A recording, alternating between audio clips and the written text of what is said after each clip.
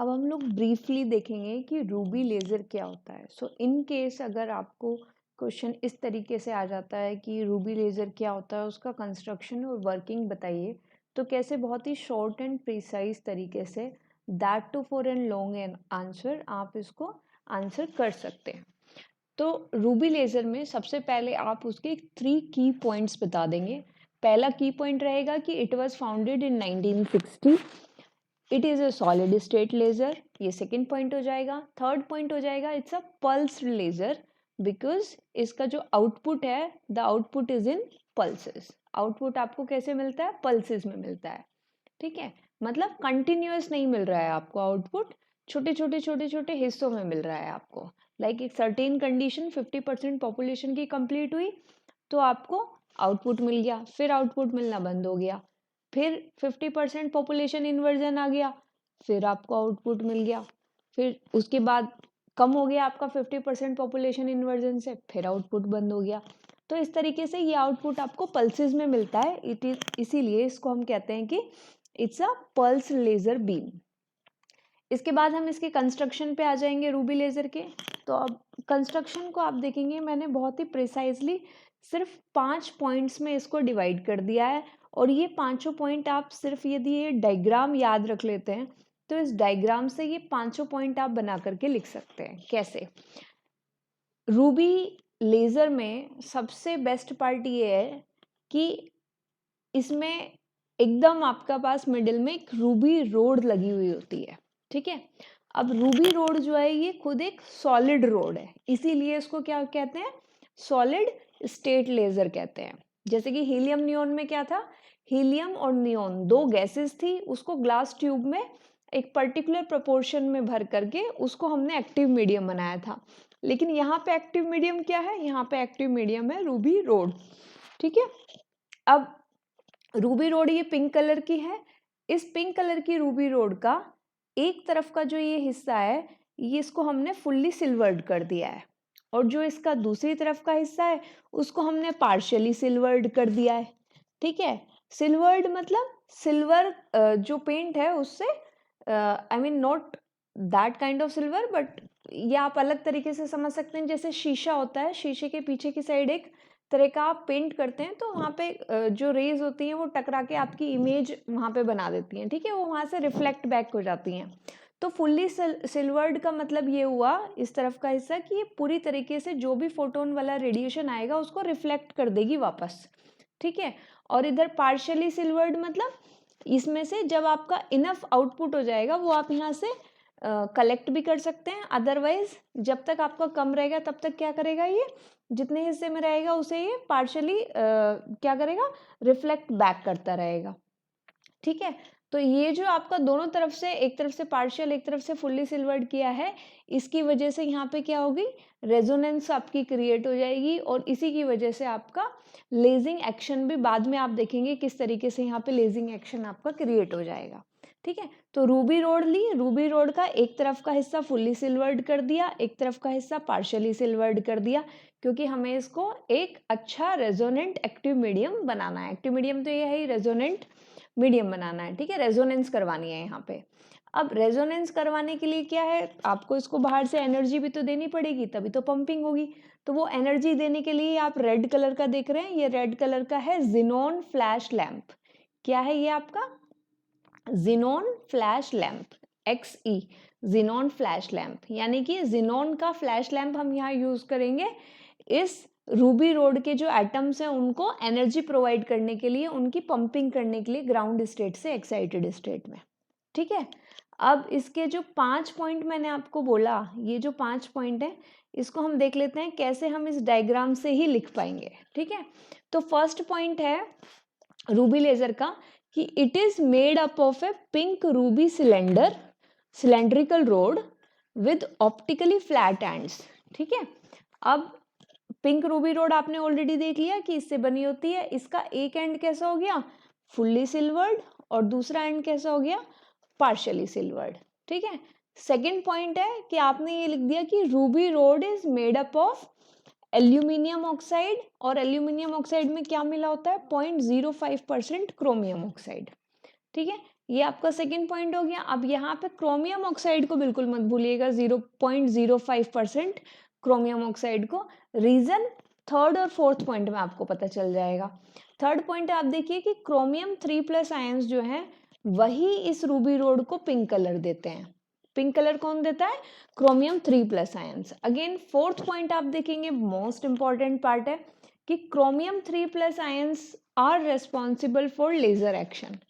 तो आप जब ये बताएंगे कि रूबी रोड किस किस से मिला हुआ है, तो उसमें Al2O3 के साथ में 0.05% Cr2O3 को आप नहीं भूलेंगे, ठीक है। क्रोमियम ऑक्साइड को आप नहीं भूलेंगे, क्योंकि क्रोमियम में ही आपका, क्रोमियम एटम्स की वजह से ही आपका लेजिंग एक्शन होगा या लेजिंग ट्रांजिशन होगा, एंड वही आपका पिंक कलर इस रूबी रोड को दे रहे हैं। फिफ्थ पॉइंट क्या है? क्योंकि इन 4 पॉइंट में कहीं अभी हमने जिनोन फ्लैश लैम्प की तो बात ही नहीं की पंपिंग के लिए, तो फिफ्थ पॉइंट में हम बोलेंगे कि कोइल्ड मतलब ऐसे कॉइल की तरह है ना ये आपका, तो इसलिए इसको कॉइल्ड कहा। कॉइल्ड जिनोन फ्लैश लैम्प कितना रेडिएशन दे रहा है? जो भी ये रेडिएशन दे रहा है उसकी वेवलेंथ कितनी है? 5500 एंगस्ट्रॉम, ठीक है। अब ये 5500 एंगस्ट्रॉम क्यों है? क्योंकि हमें पता है कि हमारे एक्टिव मीडियम में जो एनर्जी लेवल्स हमको जहाँ पे ट्रांजिशन कराना है, उनके बीच का जो एनर्जी गैप है, वो जो एनर्जी है वो कॉरस्पॉन्ड कर रही है, किसके कॉरस्पॉन्ड कर रही है? 5500 एंगस्ट्रॉम के, ठीक है। यानी उस एनर्जी की अगर तुम वेवलेंथ निकालोगे तो इतनी आएगी। तो हमें ऑलरेडी मालूम है, तो हमने जिनॉन फ्लैश लैम्प से क्या किया है? 5500 एंगस्ट्रॉम की ही वेवलेंथ की ही एनर्जी इसको प्रोवाइड की है, ठीक है। So that is why it is used for pumping the atoms from ground state to excited state. तो यहाँ पे कंस्ट्रक्शन कंप्लीट हो गया, ये डायग्राम आपको समझ में आ गया, ये पांचों पॉइंट्स आपको समझ में आ गए। अब कंस्ट्रक्शन के बाद हम आ जाते हैं वर्किंग पे, और बस वर्किंग के बाद आपका डेरिवेशन पूरा, सॉरी ये एक्सप्लेनेशन आपका पूरा खत्म हो जाता है। तो इसमें वर्किंग क्या है? वर्किंग आप समझेंगे इस रिटर्न मटेरियल से ही हम इस डायग्राम को समझने की कोशिश करेंगे। इसमें सबसे बेस्ट पार्ट है कि मैंने आपको नंबरिंग करके दे दिया है कि जितने भी ट्रांजिशंस हैं वो एकदम आपको सीरियल वाइज याद रहेंगे, कि पहले ये वाला ट्रांजिशन होगा E1 से E3, आप एरो देख रहे हैं कि E1 से आपका एटम गया E3 में, फिर उसके बाद नंबर 2 ये वाला ट्रांजिशन होगा, E3 से E2 में आया, ये आप देख सकते हैं एरो डाउनवर्ड है। फिर उसके बाद नंबर 3 आपका ट्रांजिशन है E2 से ग्राउंड स्टेट में आया, which is third transition, and then again E2 से ग्राउंड स्टेट में आया, it is your fourth transition. अब देखिएगा यहाँ पे वर्किंग में सबसे पहले पॉइंट में मैंने यहाँ पर लिखा है, सबसे पहले पॉइंट में यहाँ पे लिखा है कि जो क्रोमियम एटम्स हैं, जैसा कि मैंने कहा आपको फर्स्ट कंस्ट्रक्शन में ही बताया था कि chromium ions are responsible for laser action, यानी ये जितने भी ट्रांजिशंस आपके ये हो रहे हैं किस में हो रहे हैं? क्रोमियम एटम में हो रहे हैं, ठीक है। तो क्रोमियम एटम्स क्या करते हैं? They absorb photons of 5500 angstrom. अब 5500 एंगस्ट्रॉम के फोटोन कौन दे रहा है उसको? क्रोमियम एटम को। ये जो हमने यहाँ कोइल्ड जिनोन फ्लैश लैंप लगाया था ना, बताया था ना कि ये कितना आपको एनर्जी दे रहा है? 5500 एंगस्ट्रॉम की एनर्जी दे रहा है। अब उसको कौन खा जा रहा है? कौन एब्जॉर्ब कर रहा है? उसको एब्जॉर्ब कर रहा है क्रोमियम, ये क्रोमियम एटम्स, ठीक है। एंड क्रोमियम एटम्स ने वो एनर्जी एब्जॉर्ब करी, और फिर क्या हुआ आपका? E1 से आपके क्रोमियम एटम कहाँ पहुंच गए? E3 एक्साइटेड स्टेट में, ठीक है। सो इसी में लिखा है and they are pumped from E1 to E3 and this is known as transition 1। अब सेकेंड पार्ट में दूसरा ट्रांजिशन आ जाएगा वर्किंग में। तो देखेंगे आप सेकेंड वाले में हमने यहाँ पे लिखा है कि दीज एक्साइटेड आयंस, कौन से एक्साइटेड आयंस? जो यहाँ पे E3 में पहुंच गए हैं, ठीक है। These excited ions in E3, sorry यहाँ पे ना E3 आएगा, उसको आप करेक्ट कर लीजिएगा, this is not E1, this is E3। These excited ions in E3 give up part of their energy to the crystal lattice. अब आप जानते हैं कि जो E3 है कैसी है? शॉर्ट लिव्ड एक्साइटेड स्टेट है, ठीक है। तो शॉर्ट लिव एक्साइटेड स्टेट के बाद एटम क्या करता है? आपका थोड़ा सा स्टेबल होने की कोशिश करता है। स्टेबल होने की कोशिश करेगा तो ऐसे इधर उधर मूव करने में, वाइब्रेशन करने में उसका लैटिस में कुछ एनर्जी उसका लूज हो जाएगा, ठीक है। So it gives part of their energy to the crystal lattice, और थोड़ी सी एनर्जी वो लूज करने के बाद में कहाँ सेटल हो जाता है, मेटास्टेबल स्टेट में, जो कि आपकी E2 है, ठीक है। अब चूंकि वो उसने लैटिस को लूज कर दी है एनर्जी, कोई रेडिएशन तो रिलीज हुआ नहीं, तो हम E3 से E2 में आने वाले ट्रांजिशन को क्या कहते हैं, रेडिएशन लेस ट्रांजिशन, क्योंकि इसमें रेडिएशन हुआ ही नहीं, इसलिए हमने इसको बोल दिया रेडिएशन लेस ट्रांजिशन।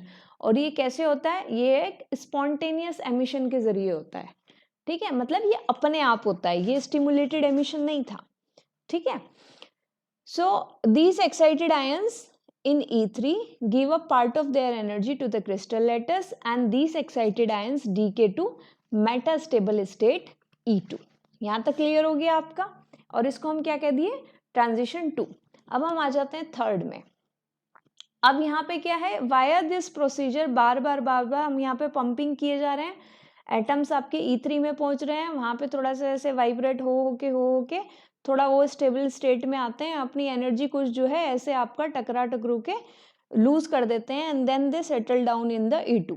तो एटम E2 के अंदर क्या है, बढ़ते जा रहे हैं, एटम E2 के अंदर आपके बढ़ते जा रहे हैं, यानी E2 स्टेट आपकी पॉपुलेटेड होती जा रही है, यानी जो एटम पहले ग्राउंड स्टेट में थे वो कहाँ आपके पॉपुलेट होते जा रहे हैं, E2 में। E2 कौन है, मेटास्टेबल स्टेट, ठीक है। thus E2 gets populated and population inversion, आप यहाँ पे देखेंगे, यहाँ पे हमने लिखा है and population inversion occurs between E2 जो कि मेटास्टेबल स्टेट है and ग्राउंड स्टेट। अब पॉपुलेशन इन्वर्जन किस किस के बीच में आ गया, इसके बीच में, क्योंकि यहाँ आपके एटम्स इकट्ठा होते जा रहे हैं, और आपका ग्राउंड स्टेट के बीच में, ठीक है। तो इनके बीच में पॉपुलेशन इन्वर्जन आपका सेट हो गया। अब आप कहेंगे कि जब स्पॉन्टेनियस एमिशन के जरिए E3 से E2 में आ जा रहा है तो E2 से ग्राउंड स्टेट में क्यों नहीं आ रहा, वो इसलिए क्योंकि E2 का जो लाइफ टाइम है वो आपका 10⁻³ सेकेंड है, यानी कि ज़्यादा है। अब E2 से स्पॉन्टेनियस रूप में E1 में आने के लिए ज़्यादा समय लगेगा, और जितना समय लग रहा है उतने में यहाँ पे काफ़ी एटम्स आपके इकट्ठा हो जाएंगे, ठीक है। जबकि जो E3 जो शॉर्ट लिव्ड एक्साइटेड स्टेट है, वहां से वो अपनी एनर्जी जल्दी लूज करके E2 में आपके एकत्रित हो जाएंगे, ठीक है।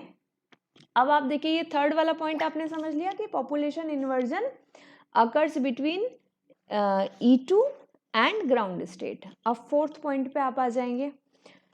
फोर्थ पॉइंट आपका कहता है कि उसके बाद क्या होता है कि स्पॉन्टेनियस एमिशन होगा E2 से E1 में, and it will emit 6943 angstrom photon. अब वापस डायग्राम में आ जाते हैं और समझ लेते हैं। E2 में आपकी पॉपुलेशन बढ़ गई, अब E2 से एक आपका स्पॉन्टेनियस एमिशन हुआ, मैं बोल रही हूँ कि सिंगल फोटोन का आपका स्पॉन्टेनियस एमिशन हुआ। जब फर्स्ट आपका ऐसे एक्साइट होके एटम E2 में आया, उसका बहुत लंबे समय के बाद में क्या हुआ, लाइफ टाइम पूरा हुआ। लाइफ टाइम पूरा हुआ तो उसने एक फोटोन आपका रिलीज कर दिया, ठीक है।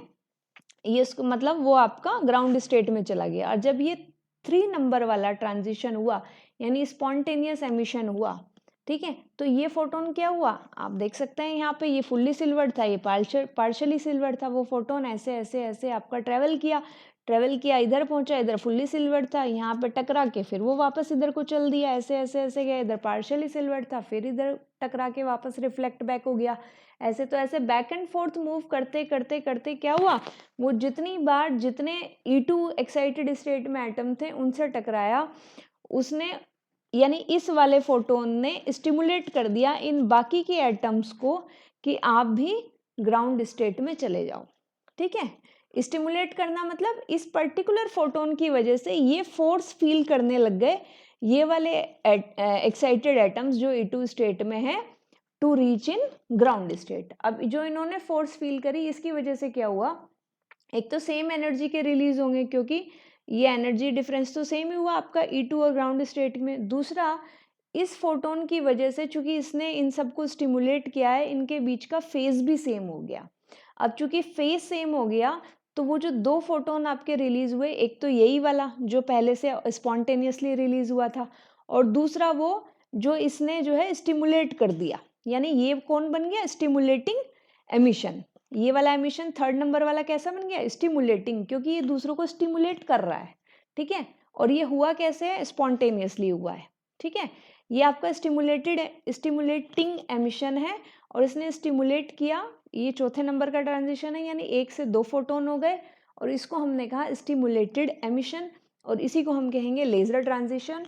और इसी की वजह से अभी ये 2 आ गए और 2 ने इस तरह से बैक एंड फोर्थ मूव करना शुरू किया। 2 के 4 हो गए, 4 के 8 हो गए, 8 के 16 और इस तरीके से आपका फोटोन का मल्टीप्लिकेशन होता रहा बिकॉज ऑफ सिल्वर्ड एंड्स, ठीक है।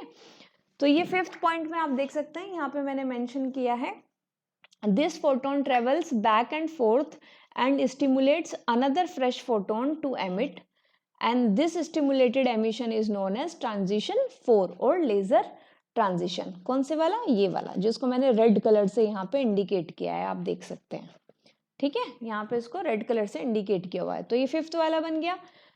इसके बाद 6th नंबर का आप खुद ही यहाँ पे लिख सकते हैं पॉइंट, जो कि बहुत क्लियर है, 10 by repeating above steps photon multiplication occurs, ठीक है। अब मैंने आपको ऑलरेडी बता दिया कि फोटोन मल्टीप्लिकेशन कैसे होती है।